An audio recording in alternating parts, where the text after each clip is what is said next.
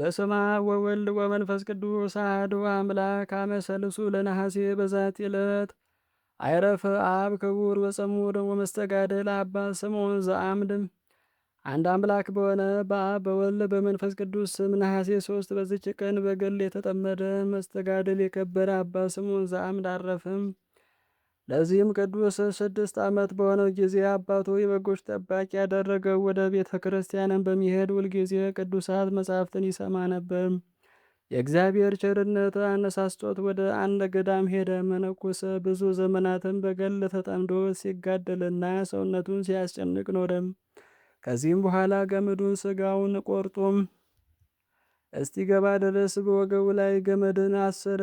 ስጋውም ተልቶ ከእሱ ክፉ ሽታ ይወጣ ነበር። ስለ ክፉ ሽታም መነኮሳቱ አዘኑ፣ ተጸየፉትም። ወደ አበምኔቱም ተሰብስበው ይህ መነኮስ ስምዖን ከእኛ ዘንድ ካላወጣው አለዚያ አንተን ትተን ወደ ሌላ እንሄዳለን አሉት። እርሱም ምን አደረገ አላቸው። እነርሱም ጥራውና አንተ ራስን እይ አሉት።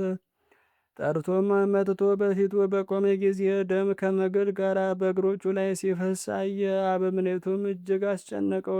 ልብሶቹም ገልጦ በስጋ ውስጥ የገባውን ያንን ገመድ አዩ። አበምኔቱም በእርሱ ላይ ተቆጥቶ ይህን ታደርግ ዘንድ እንዴት ደፈር ካለው በታላቅ ድካምም ያንን ገመድ ከስጋ ውስጥ አውጦ ተቆስሎም እስከሚድን መድኃኒት እያደረጉለት 50 ቀኖች ያህል ኖረ። ከዚህ በኋላ አበምኔቱ እንዲህ አለው፣ ልጄ ስምዖን ወይም እንግዲህስ ወደ ፈለግከው ቦታ ሄደ። ከዚያም ወጥቶ ሄደ። በደረቅ ጉድጓድ ውስጥ ገብቶ ከእባቦችና ከጊንጦች ጋር ኖረ። ከዚህም በኋላ አገልጋይ ስምዖንን ለምን ሰደድከው? አሁንም ፈልገ መልሰው፣ በፍርድ ቀን እርሱ ከአንተ ይሻላልና ብሎ ሲገስጸው አበምኔቱን ራእይን አየ። እንዳየ ስለ አባ ስምዖን እንደገሰጸው ለመነኮሳቱ ነገራቸው። ወንድሞችም ደንግጠው እጅግ አዘኑ። እስከምታገኙትም ሄዳችሁ በቦታ ሁሉ ፈልጉት አላቸው። ሄደውም ፈለጉት፣ ግን አላገኙትም። ከዚህ በኋላ መብራትን አብረተው ወደ ጉድጓድ ውስጥ ገቡ። ያለ መብልና መጠጥም ከእባቦችና ከጊንጦች ጋር ተቀምጦ አዩት። ገመድም አወረዱለትና ከዚያ ወጡት። በፊቱም ሰግደው በአንተ ላይ ያደረግነውን በደላችንን ይቅር በለን አሉት። ያን ጊዜም ስለ አዘዘንኳችሁ ይቅር በሉኝ አላቸው። ከዚህም በኋላ ወደ ገዳማቸው ወሰዱት። በብዙ ገድለም ተጠምዶ ሲያገለግል ኖረ። ከዚህ በኋላ ከዚያ ገዳም በስውር ወጥቶ ወደ አንዲት አለት ቋጥኝ ደረሰ። በእርሷም ላይ ሲያርፍና ሳይተኛ 60 ቀን ቆመ። ከዚህም በኋላ የእግዚአብሔር መልአክ ስለ ብዙ ሰዎች ድህነት እግዚአብሔር እንደጠራው ነገረው። ከዚያም ሄዶ ቁመቱ 30 ክንድ የሚሆን የድንጋይ ምሰሶ አገኘ። ድንቅ ታምራትን እያደረገ በሽተኞችንም እየፈወሰ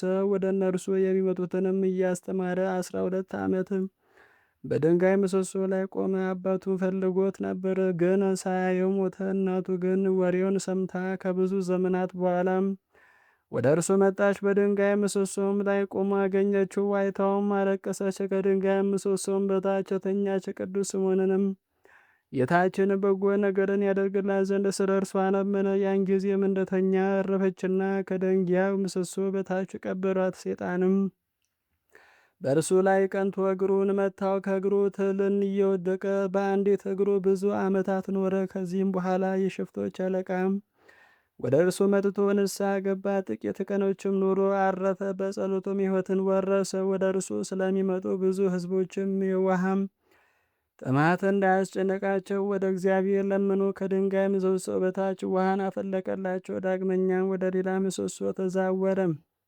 በእሱም ላይም እየተጋደለ 30 ዓመት ኖረ። ብዙዎች አረማውያንና ከሃዲያንን ካስተማርናቸው ና ወደ ፈጠራቸው እግዚአብሔር ከመለሳቸው በኋላ ክብር ይግባውና ወደ ወደደው ክርስቶስ ሄደ። በሰላም አርፎ የዘላለም ሕይወትን ወረሰ። ከዚህም በኋላ የአንጾኪያ ሊቀ ጳጳሳት ቅዱስ አባ ስምዖን እንዳረፈ በሰማ ጊዜ ካህናትን፣ ዲያቆናትን፣ የሀገሩን መኳንንቶች ከእርሱ ጋር ይዞ የቅዱስ አባ ስምዖን ሥጋ ወዳለበት ደረሰ። በታላቅ ክብርም ተሸክመው እየዘመሩና እያመሰገኑ ወደ እስክንድርያ ደርሰው በቤተ ክርስቲያን ውስጥ አኖሩት። ከሥጋውም ድንቆችና ተአምራቶች ታላቅ ፈውስም ተገለጡ።